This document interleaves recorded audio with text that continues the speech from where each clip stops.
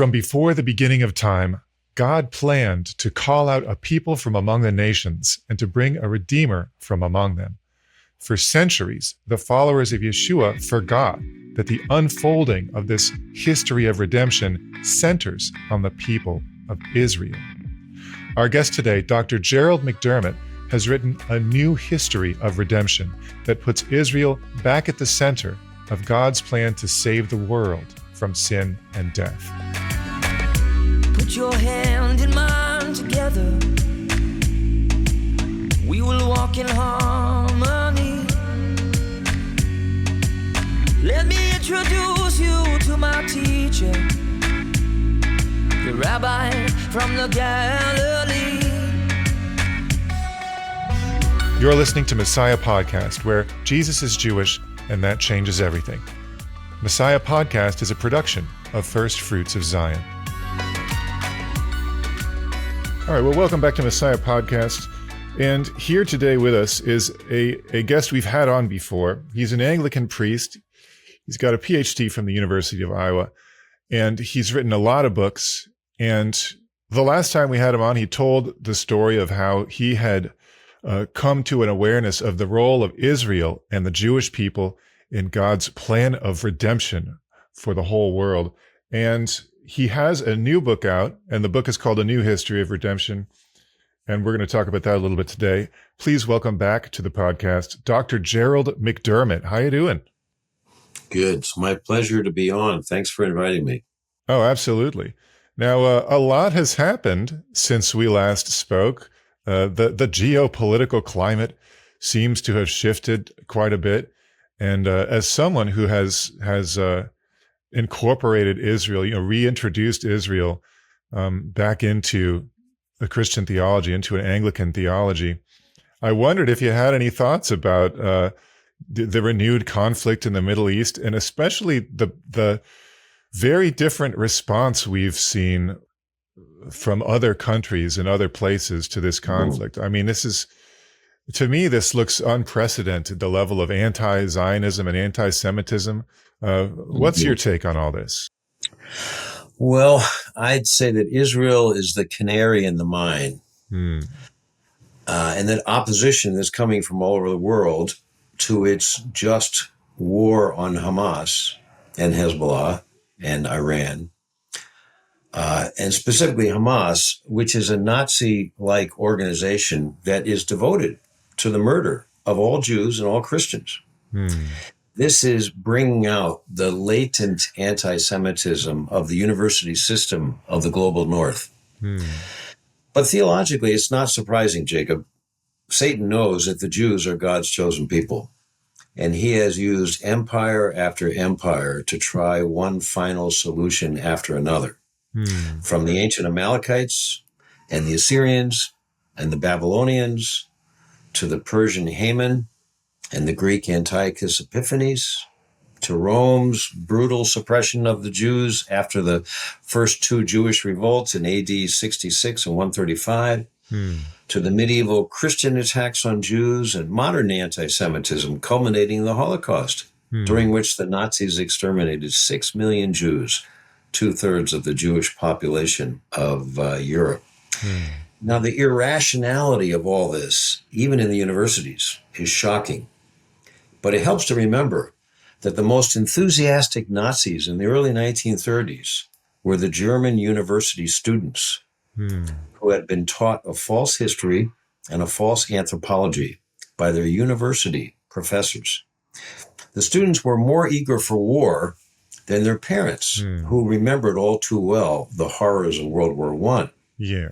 Much like today's corrupt university system, where the humanities and the social sciences have been corrupted for decades by arbitrary Enlightenment presuppositions, rejecting the possibility of the supernatural, and then the Academy's later 20th century rejection of natural law, and now wokeism that practices racism in the name of anti-racism, has permeated the universities and colleges, even the hard sciences and the math and engineering programs. So the abandonment of nature and reason in the universities and their replacement by radical subjectivity and victimology have opened the door to a host of mythologies, among which is a completely false history of Israel and Palestine. So that's my quick take on what's going on. Well, when you get a PhD on to say that the entire academic system needs to be held to account, that's are you a professor or I still teach part-time. Oh, okay. At Reformed Episcopal Seminary in Philadelphia and a Jerusalem seminary over in Israel. Okay. And I'm, constantly lecturing and writing. Nice. So, you've reminded us of Satan's plan to destroy the Jewish people since right after they got out of Egypt with the Amalekites. Maybe this is a good segue into your book, A New History of Redemption. And A New History of Redemption starts before time began and it ends at the end of history. It really is a comprehensive book and it's monumental in scope. Give us an idea of what the book is and sort of what you hoped to accomplish with it. Well, it's a history of redemption. Yeah. That's the title, A New History of Redemption. But it's different from past histories of redemption, I would say, because of its scope, as you say. I mean, it goes from the Garden of Eden to the new heavens and the new earth. So all the way through biblical history, also incorporating the rise of non-Jewish and non-Christian religions, because that was one of my specialties. And all the way up through the last 2,000 years of Christian history. And then it treats the final judgment and the new heavens and the new earth at the end. And at the center of the book is the history of Israel, which I argue starts really in the garden and the history of redemption. I use Jonathan Edwards's outline in his book, A History of the Work of Redemption, for the first half of my book. And then the second half of my book, which is on, you could say, church history, the last 2,000 years, I apply Edwards's framework to the last 2,000 years. Most of your listeners don't know, and most Christians don't know, that of all the thinkers in the history of Christian thought, Jonathan Edwards did more with the beauty of God than anyone else. And Edwards's thesis, I have accepted his thesis, and I try to elaborate it in this book, is that you see the beauty of God best by seeing the history of redemption. So that's what I try to trace throughout the book, is how does all this show God's beauty? Wow. And it's by tracing redemption through Israel. That's how you see it. Yeah. And that's I think probably what sets this treatment apart from maybe someone else who would have tried the same thing is that you figured out Israel's central role in God's redemption plan, whereas for whatever, because of the bizarre evolution of church theology over the first few centuries, that Israel was just sort of like surgically removed from everything, and all those Old Testament passages were reinterpreted. Whereas you've integrated it. To you, it's one story of redemption, and Israel's always there at the center of it, which we love here at First Fruits of Zion. So you talk about Jonathan Edwards, and I don't know. Usually I have a pretty good idea what people know and what they don't know out there in the world. With Jonathan Edwards, I don't have a good idea of that. Can you place him in time and space for us, so that we know who he is? Well, he was in the 18th century, born 1703, dies 1758 at the age of 54, at the height of his intellectual powers. And he was slain by a virus that he got from a vaccine. Oh, wow. Smallpox vaccine.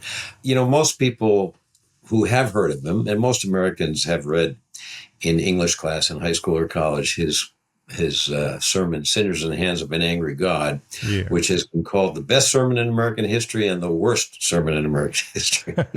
And so most Americans I think of him as a hellfire and damnation preacher, which he was. And I think that's a good thing, frankly.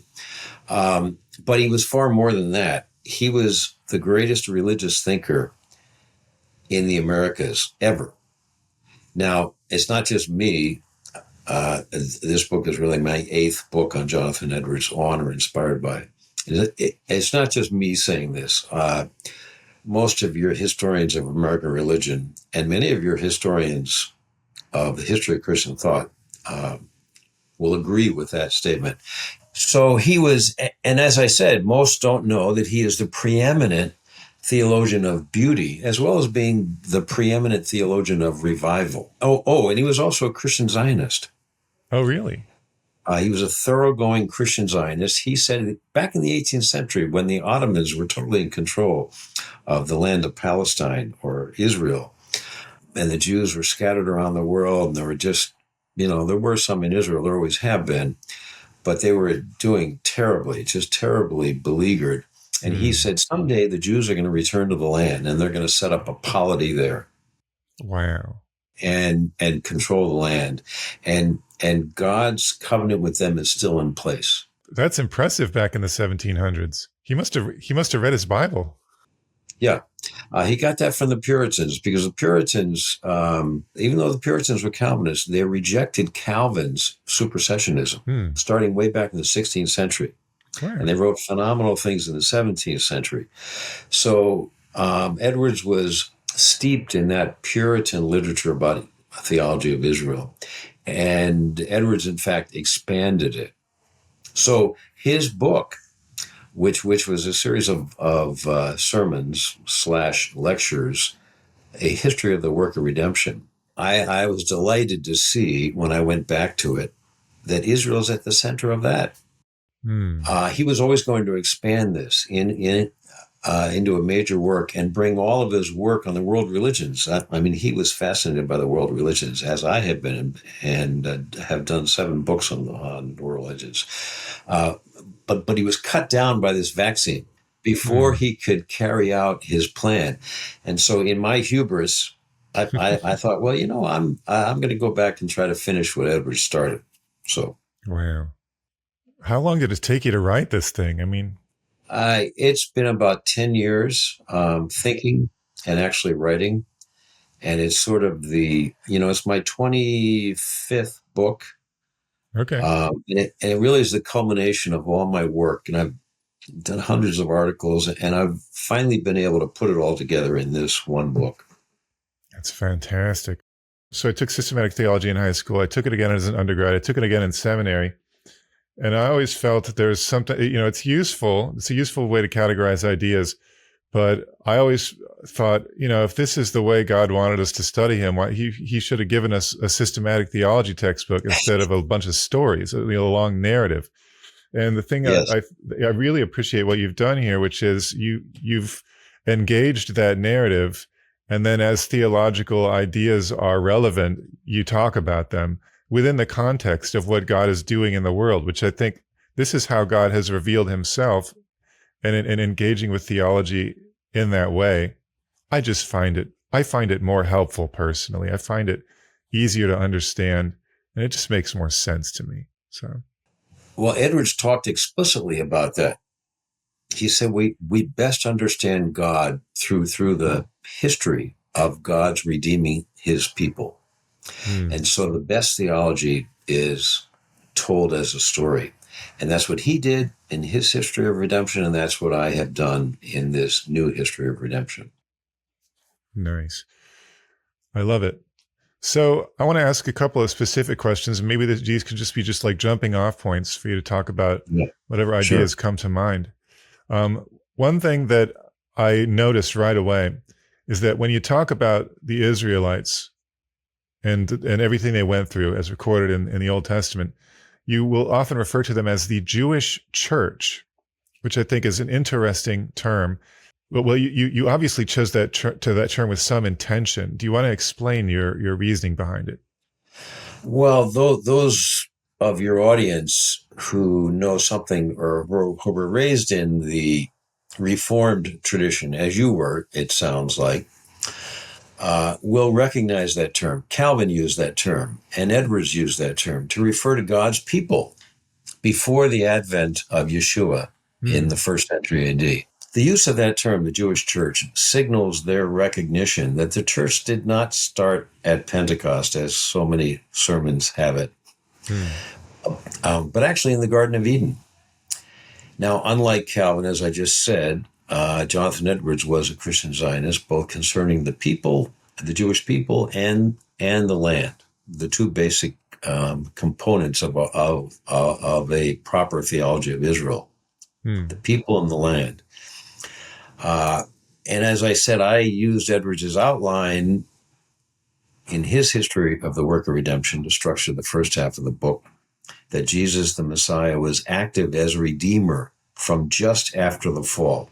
And the second half is talking about the twofold expression of the body of the Messiah, the Gentile church on the one hand and the quote-unquote Jewish church on the other, the Jewish people, and tracing that twofold expression of the body of the Messiah up through the last 2,000 years and into the new heavens and the new earth.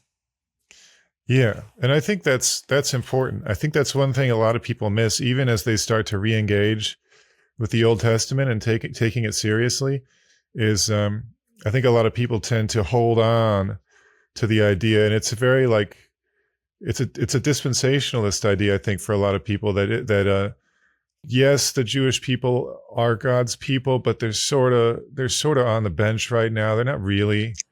They're in timeout or something, like in the sense that God is not working among them, right? And that they don't get to really be God's agents of redemption in the world until like the tribulation period or something. Yeah. But you've taken obviously a different view, which is that the Jewish people continue to be God's people, and yes. he's never stopped working among them, right? Right. And that doesn't mean for many in your audience. In fact, I was just asked this last night in a phone call from an old friend from my Christian commune days from 40, 50 years ago. Wow. And that's a whole other story.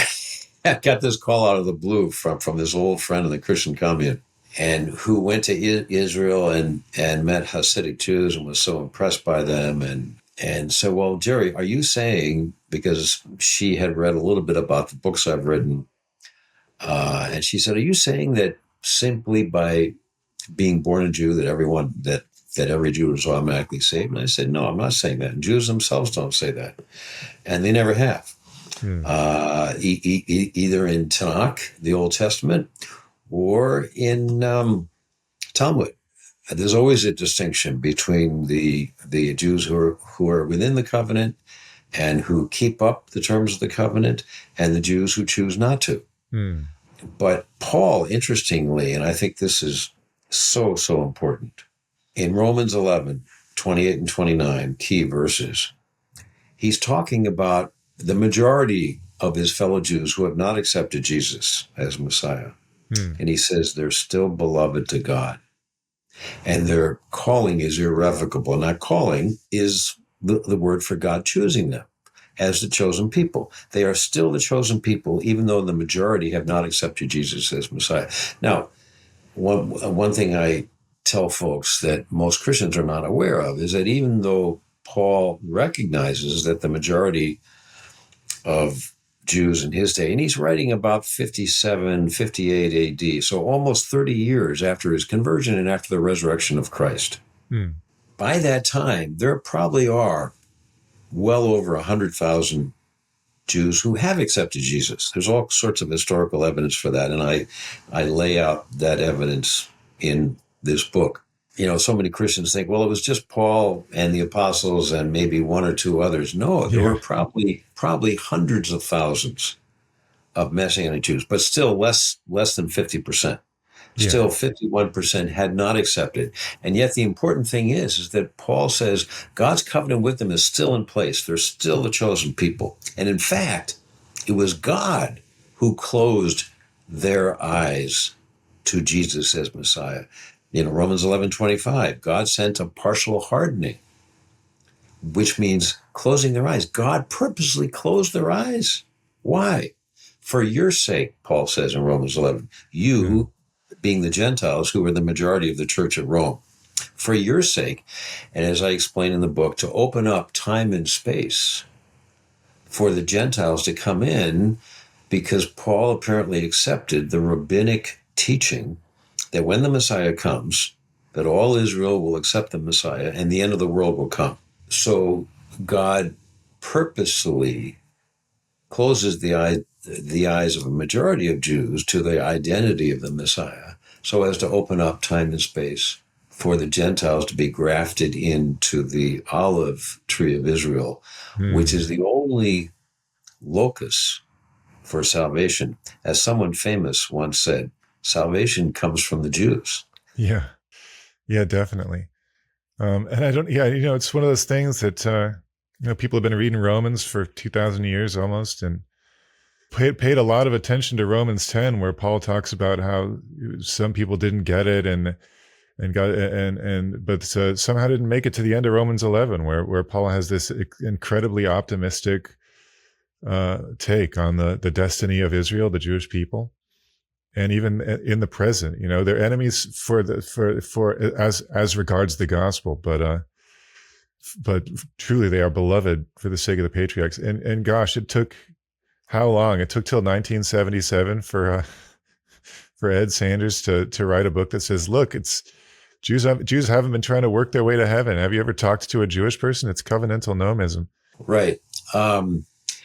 But before Ed Sanders in 1977, there were a lot of Catholic scholars who were getting onto this, and that's why you had Vatican II in 1965 produce Nostra Aetate, where the Catholic Church, and this is hugely significant, basically repented officially, publicly, and said, we were wrong to call Jews Christ killers. We were wrong to suggest that God had closed off his covenant with the Jewish people and had not kept it in place. We were wrong, essentially.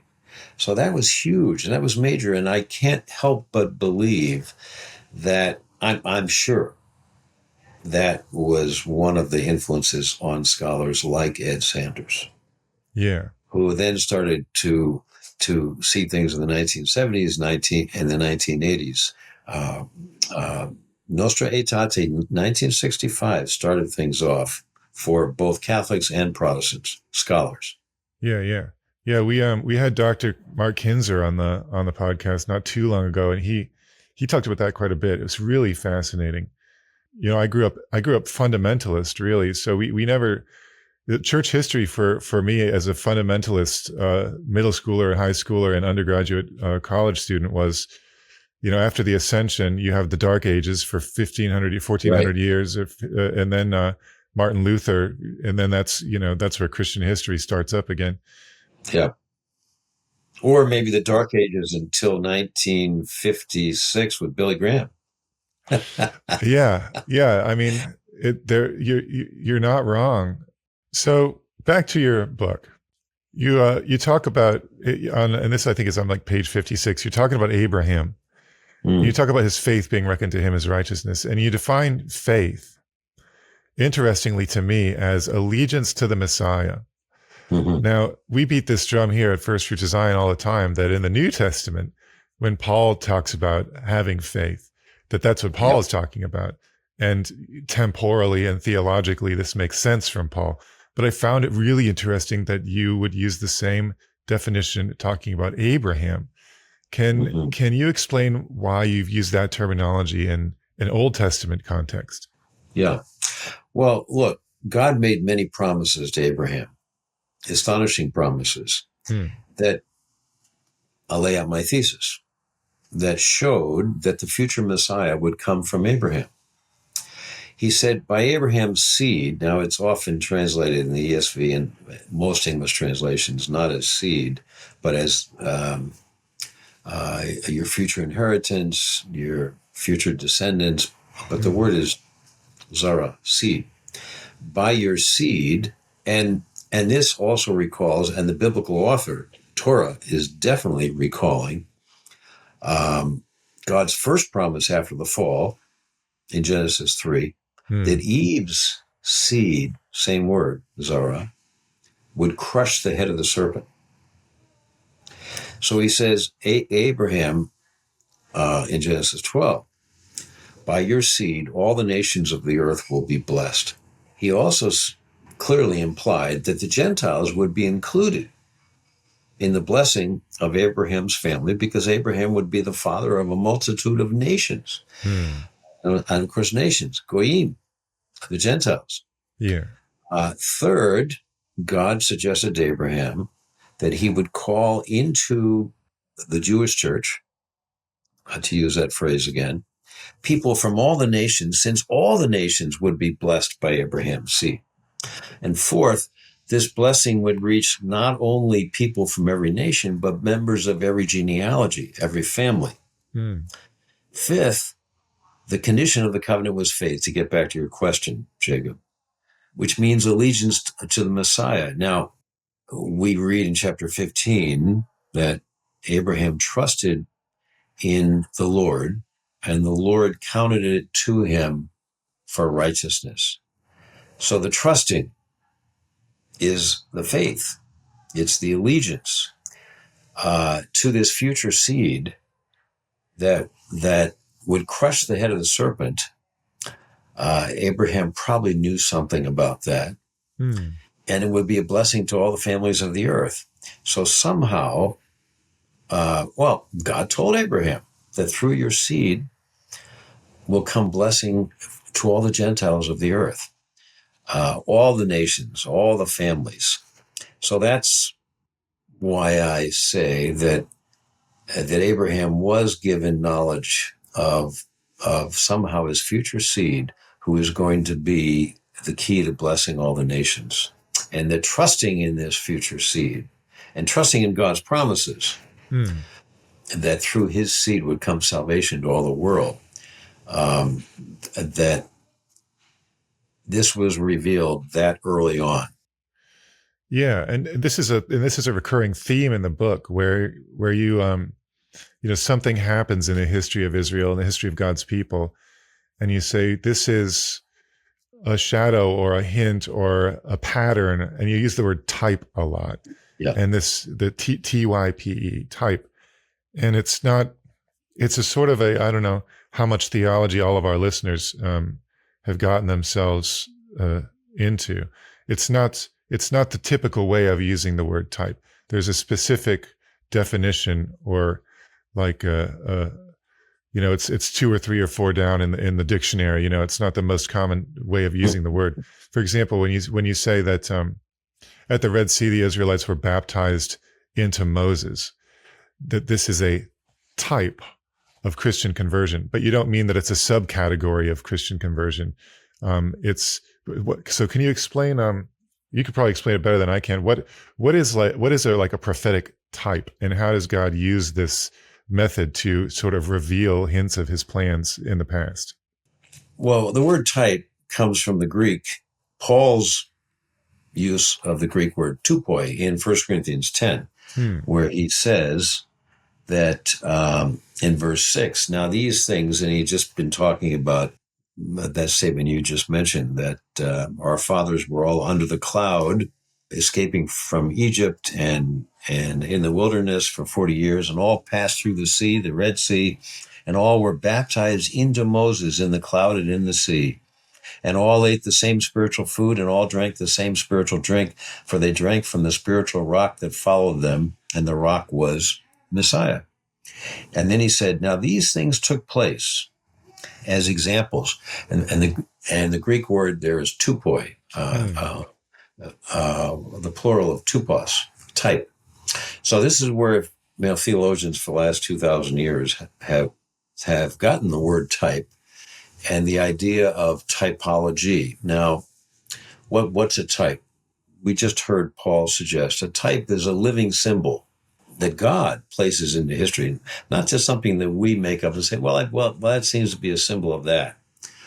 That thing in the Old Testament seems to be a symbol of this thing in the New Testament. No, that God has Paul is telling us in 1 Corinthians 10 there that God is the one who gives us these examples, these types, living symbols. That's a pretty good English word for it. That God puts into history from the very beginning to point forward to the redemption that's going to come through Messiah and his kingdom. That already started back then. Now, the best known type, as Paul says here in 1 Corinthians 10, is the exodus of the Jews from slavery in Egypt, which pointed to the redemption that Messiah, Jesus, would bring from slavery to sin, to death, and to the devil.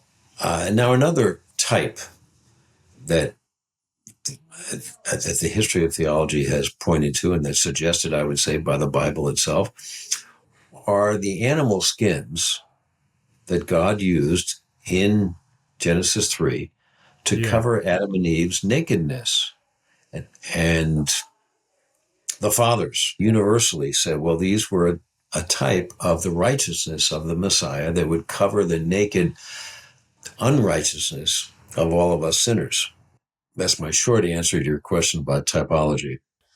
Yeah, a living example. That's a good way to put it. A living symbol. A living symbol. Yeah. Yeah. A living symbol. So there's a tendency to take this idea a little too far, in the sense that I think there's a lot of theologians out there who would say, once you understand what the antitype, or what the symbol is pointing to, the symbol itself doesn't have any inherent value or significance. So people will say, well, the sacrifices were just to sort of an object lesson about atonement or something, and they didn't do anything else, and that's why they're never coming back. And they'll say the temple was just the same thing, and even the Old Testament law, all of this just points to Jesus. And once you get Jesus, you can chuck it all. You don't need it anymore.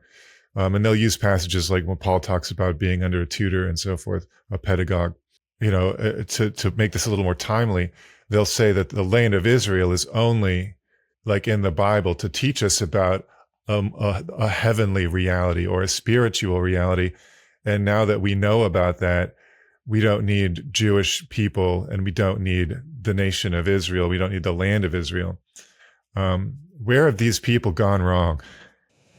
Well, they're not reading the Bible very well, because God does not destroy the type when he brings the antitype, which is the fulfillment of the type, that what the type points forward to. He doesn't destroy the type then. As Thomas Aquinas, probably the greatest mind of the Middle Ages, and one of the greatest minds in the history of the Christian faith, God does not destroy nature, but perfects it.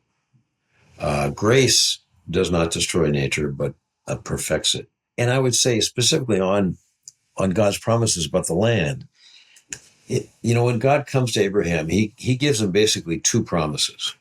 One is that you're going to have sons, despite the fact that when he first came to him, he was 75 years old, and his wife was well past menopause.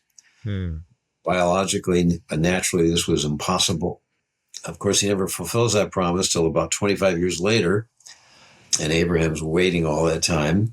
But it does come true. He does have a son miraculously, and then he has sons eventually, descendants as many as the stars in the sky. And the second promise is, I'm going to give you a land. And this promise about the land, I've counted them, is repeated 1,000 times in what Christians call the Old Testament, what Jews call Tanakh. 1,000 times it's repeated. Now, I was taught by my graduate school professors that Jesus and Paul don't believe in the land promise. And I remember the day when I was reading Acts chapter 13 and verse 19 just jumped off the page at me. The story is about Paul in Antioch of Pisidia, which is now Turkey. And Paul is speaking in a synagogue, and he says to his fellow Jews, he is recounting the history of redemption. And he says, after destroying, well, he talks about the escape from Egypt, the 40 years in the wilderness, and then Joshua leading the Jews into the promised land. And he says, after destroying 7 nations in the land of Canaan, now, Paul doesn't seem to be embarrassed by the conquest, as most modern Christians are, very embarrassed. I didn't say this is one of the worst things in the Bible. Paul doesn't seem to think that way at all. After destroying 7 nations in the land of Canaan, God gave them their land as an inheritance. I go, whoa, I thought Paul had rejected the land promise. He did not reject the land promise, not according to Luke, the author of Acts. No, he fully embraces it. Yeah. And so did Jesus, and I give evidence for that in some of my previous books and in this book too. So faith in the land promise is a New Testament faith. It's not just an Old Testament faith for your Christian listeners. It's all over the New Testament, in fact, and that's been a thesis of several of my books. And the reason why we haven't seen it is because we've been taught not to see it. Yeah. But it's right there. It's in the plain sense of the text, as I just quoted in Acts 13:19. Yeah, absolutely. Being able, like you said, we've all been taught not to see some of these things in the Bible.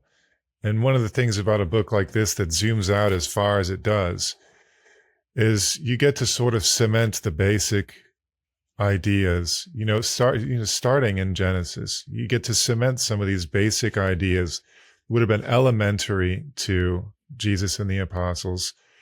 Some of them may be so elementary that they don't feel like they have to talk about them all the time, right? Mm-hmm. I mean, but to get these things in our heads so that by the time we encounter the New Testament, we're in the right zone, right? We have the context. It's hard to do that without starting at the beginning. So the way that you expanded the scope of this project to include all of that, I think is going to be helpful to a lot of people. Well, I hope so. There's something I personally found interesting. I don't know if everyone will find this interesting, but there's this tension in theology between Theophanies in the Old Testament and the verse where Jesus says, "No one's ever seen God." And then you go back there and Moses sees God and then everyone sees God and all the time, especially around the Sinai event. And you've carved out a theological position that reconciles those two verses that I think people might find interesting. How do you reconcile those? Well, my thinking is not original to me. It's all over the early fathers before Augustine. And let me flesh this out a tiny bit. All the early fathers before Augustine were convinced that when you see God interacting with human beings in Torah, in all of Old Testament history, in fact, before the incarnation of the first century, it's always the Son of God. It's not God the Father. God the Father cannot abide sin, and he cannot abide direct contact after the fall with sinful human beings, his sinful human creatures. So he delegates all direct contact with these sinful human critters to the mediator, the Son of God. That's why he's called the mediator. He mediates between a holy God and a sinful people. A lot of Christians say, oh, come on. Well, there's actually a lot of good biblical evidence for this. So you mentioned Jesus saying, no one has seen God at any time. John 1:18. That's right. I mean, that's a pretty powerful statement right there. If no one has seen God, he's clearly talking about God the Father. No one has seen God at any time, God the Father. Then obviously there are many, many instances in Torah and the rest of the Old Testament where the Jewish people of God are seeing God. So who are they seeing if they're not seeing God the Father? Jacob says he saw God face to face when wrestling with the angel in Genesis 32. Moses talks to God face to face. You just mentioned that. As a man speaks with his friend in Exodus 33. The 70 elders at Sinai saw the God of Israel, the text says in Genesis 24.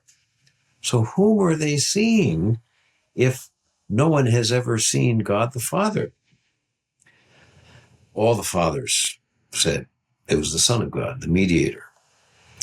And also, there's all this fascinating treatment of the angel of the Lord in Genesis and elsewhere in the Old Testament.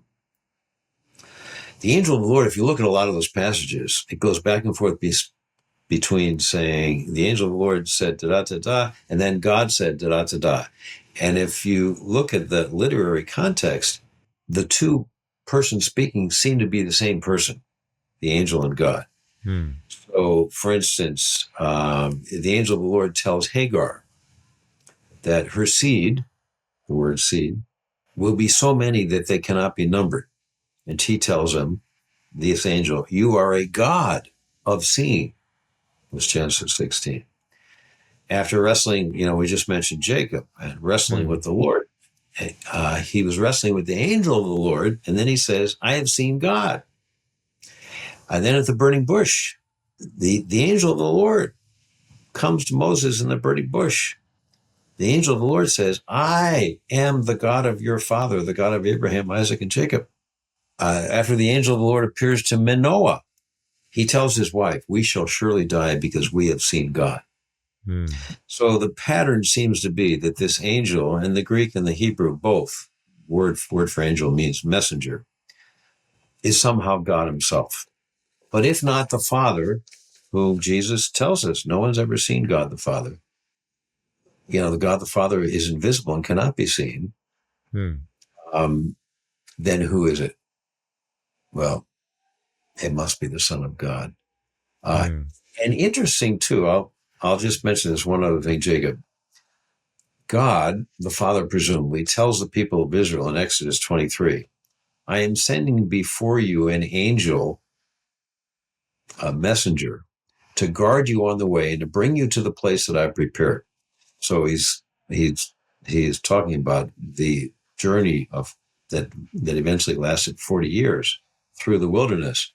Pay careful attention to him, this angel, this messenger, and obey his voice. Do not rebel against him, for he will not pardon your transgression, for my name is in him. But if you carefully obey his voice and do all that I say, then I will be an enemy to your enemies and an adversary to your adversaries. That's Exodus 23. Yeah. So God sent this angel to guide the children of Israel through the wilderness. They were to obey him, and he had the authority to pardon their sins. Now, Jews knew that they were to obey God alone, and only God could pardon their sins. So this angel, this messenger, as in the other stories, was somehow separate from God and yet the same as God. He was the angel who stood at the Red Sea between Israel and Pharaoh's army. He was the angel of his presence that saved them in all the days of old. God told Isaiah in chapter 63. The same angel whom the author of Ecclesiastes said, we cannot say our unperformed vow was a mistake because God will be angry at our voice. Again, the angel of the Lord is distinct from the high God, yet somehow also God. So I would say that's some of the considerable evidence in Scripture that the second person of the Trinity, the Son of God, was active in redemption in place of the Father, the first person of the Trinity, all throughout the time of Tanakh. I think, and obviously today too. I mean, it's a role. It's easy to fall into the trap of thinking that role began after the ascension, whereas, as you're saying, and I tend to think this way too. It's always God's agent has always been, and then we have the incarnation, and we have the crucifixion, resurrection, ascension, and he still is. Well, and John has that cryptic little verse in chapter 1 where he says that he enlightens or sheds light on every person that comes into the world. Right. I mean, that's wild. All people are given knowledge of God, and the agent of that knowledge is the Son, and always has been. I love these big ideas. These are the big ideas I would talk about in the dorm room at college. It's nice to have someone to have these conversations with.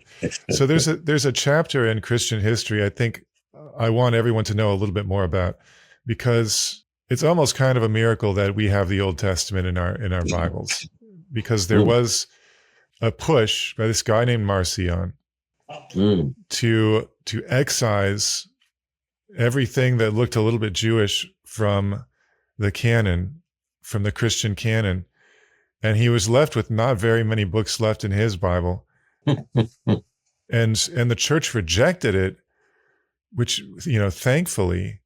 But it's amazing how much momentum there seems to have been behind this really sort of anti-Jewish, anti-Semitic stream in the early church. I mean, we take it for granted that we ended up sort of where we are here, but there were a lot of other directions it looked like this thing could have gone. Can you tell us a little bit about Marcion? I mean, was he, what was going on back there that they wanted to get rid of the whole Old Testament? Right. Well, Marcion was basically a student of Greek philosophy. And Plato, famously said, the body is the prison of the soul. So very anti-matter, anti-body, Gnostic. Yeah. This is the origin of Gnosticism. Gnosticism is basically the religion of Greek philosophy. Now, the early church stole the jewels from Greek philosophy in order to help them articulate a good Jewish theology, but they chewed the meat and spit out the bones. Marcion never spit out the bones. He never recognized that the bones were bones. And so he gagged and eventually choked and died on those bones in his throat. And that's why you have Marcionism. And of course he rejects the God of the Old Testament, because the God of the Old Testament loves bodies. He loves matter. He spent 6 days creating matter. And the human being is not just this mind, which is so prevalent of view today in the universities, that we are basically just minds, and we can shape our body any way we want. We can shape our sex any way we want. That's all very anti-Jewish. It's very anti-material. It's very anti-body. It's, you could say, a grand extrapolation from the primeval Greek assertions about the relationship between body and mind, that they're opposite and different. The essential human being is only the mind. That's so un-Jewish. It's so anti-Jewish. So that's why Marcion has to reject the Old Testament, because it's a glorification of matter and bodies, and the human being as this synthesis of mind and body, that when you reject the body, you no longer have a human being. Well, the Greeks can reject the body and say, well, the essence is the mind, and that's really all that matters. So that I would say is what's really going on in Marcion.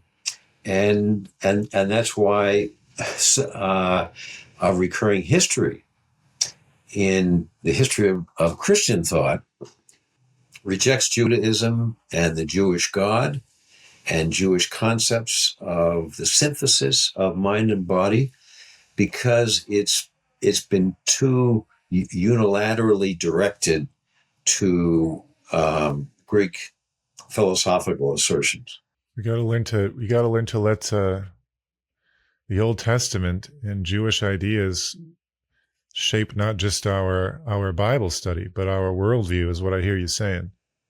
Oh, exactly. And particularly our anthropology. And today, the center of the distortions going on in the world today are the distortions of anthropology. And they are governing all the horrible things happening to human bodies in the name of so-called gender theory. And it's all basically a rejection of a Jewish theology of the body, which thankfully the Catholics have taken up through the teachings of Pope John Paul II. His theology of the body is actually very Jewish. Right. And he's returning the Catholic Church and Christians generally. A lot of Protestants have been influenced by John Paul II's wonderful theology of the body, which is rooted in the Jewish view of the body and the human person. Yeah, there's a whole lot of attention paid to the human body in the Old Testament. Mhm. So as we think about the history of redemption, I think something a lot of Christians out there need clarity on. Maybe not most of our listeners, but certainly people they know and love need clarity about is 1947, 1948, the Jewish people, founding the state of Israel.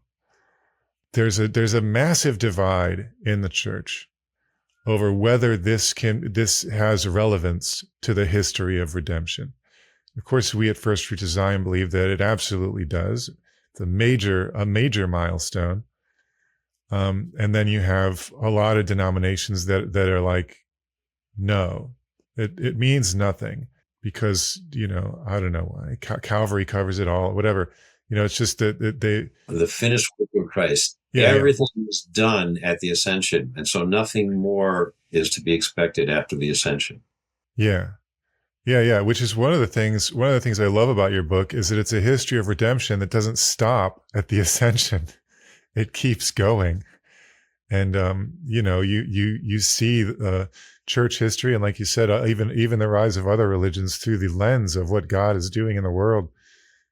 I think that's really helpful because again, I don't like church histories that skip from the year 70 to the year 1517 or to the year 1956 or whatever.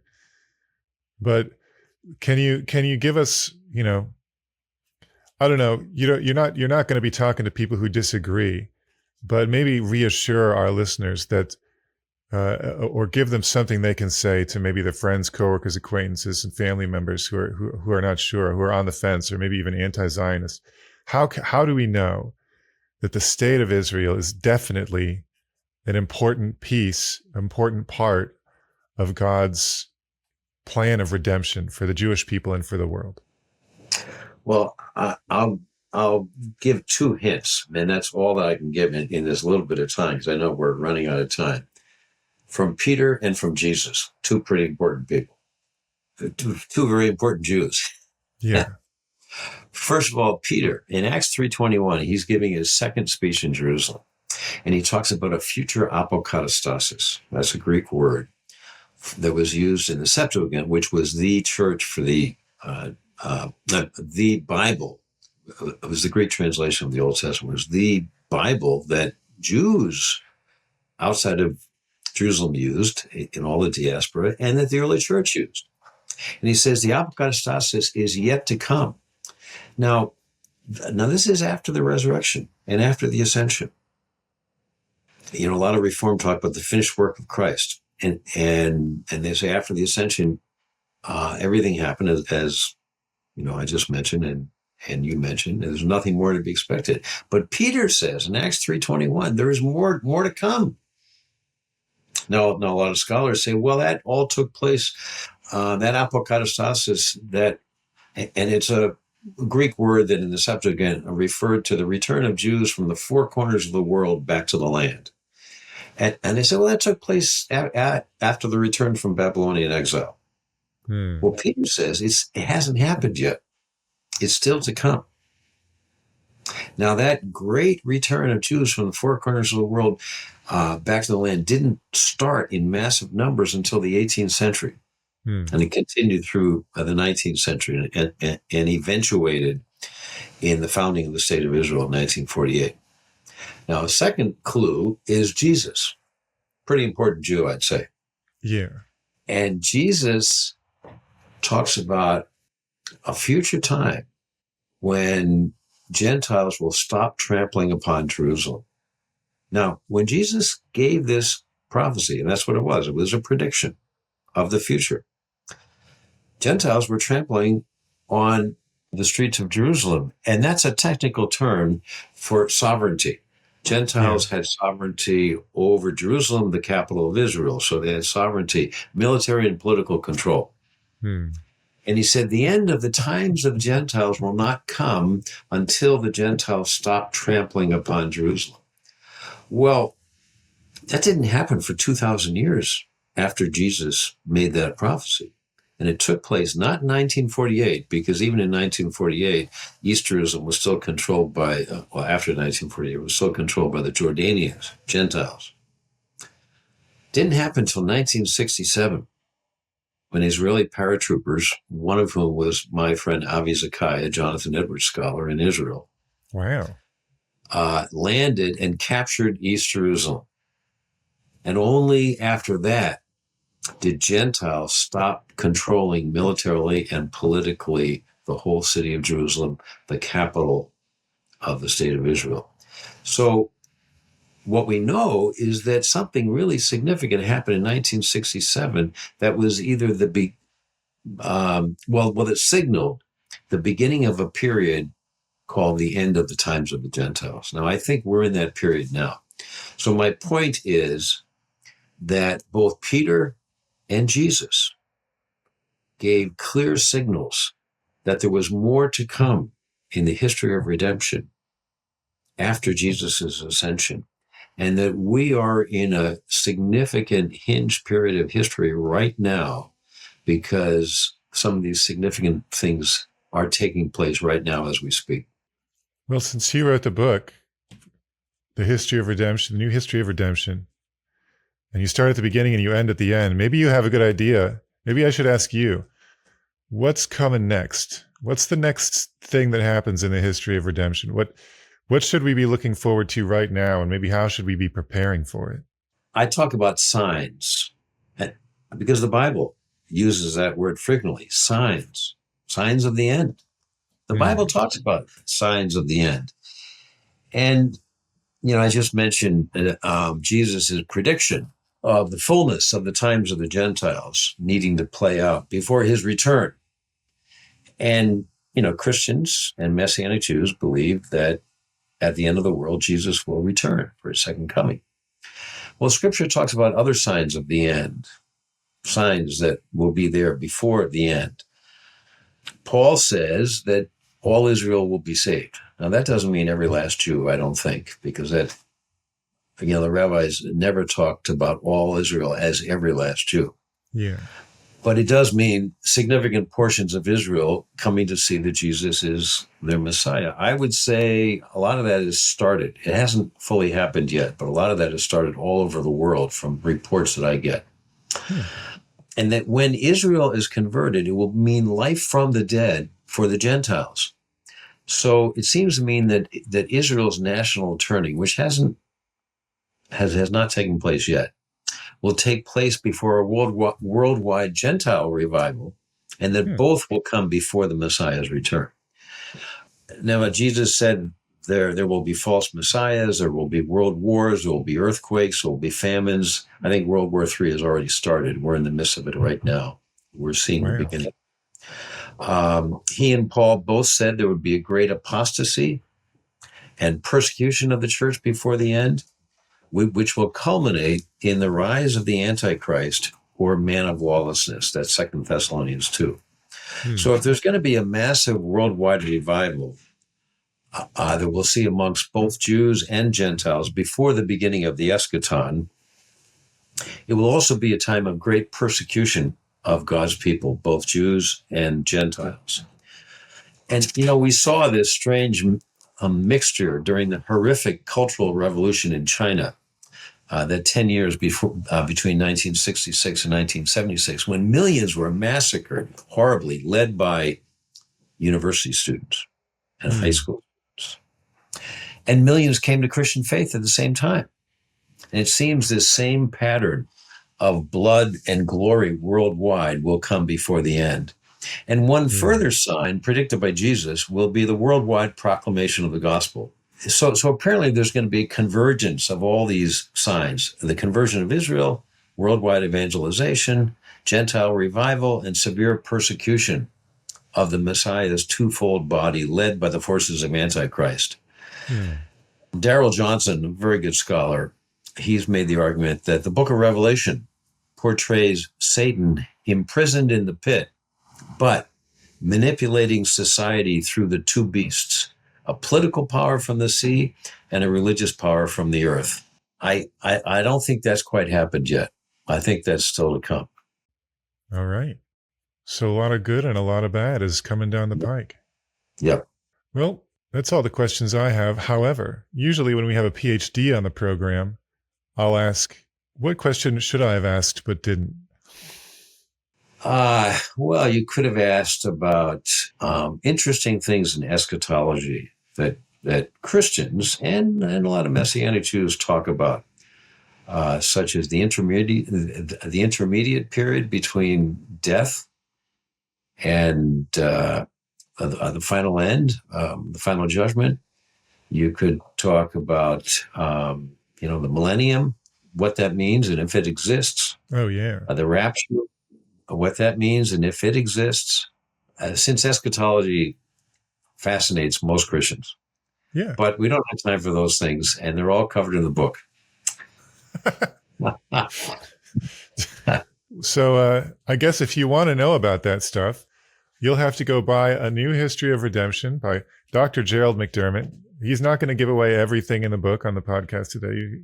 You need to go purchase it, and it's just a great read. Of course, I read it in preparation for the podcast. I may go back and read it again when I have a little bit more time to dig in and look at some of the references and think more about it. A fantastic work, a monumental work. And I think you did. I think you did finish what Edward started. I think you did a good job. Well, thank you. I appreciate that, Jacob. All right, Dr. McDermott, thanks for joining us today on Messiah Podcast. My pleasure. Well, thanks for joining us today on Messiah Podcast. If you're interested in learning more about the Jewish Jesus, check out First Fruits of Zion at ffoz.org. And if you enjoyed this episode, please give us a 5-star rating wherever you're listening. Messiah Podcast is made possible by the generosity of our First Fruits of Zion friends. FFOZ friends are people like you who support our mission and get loads of exclusive Bible commentary, teaching, and content.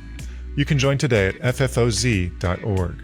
Tune in next time for more great conversations. Until then, I'm Jacob Franzak. Shalom. Let his word cover you and me, like the waters cover the sea. Let his love cover you and me, like the waters cover the sea.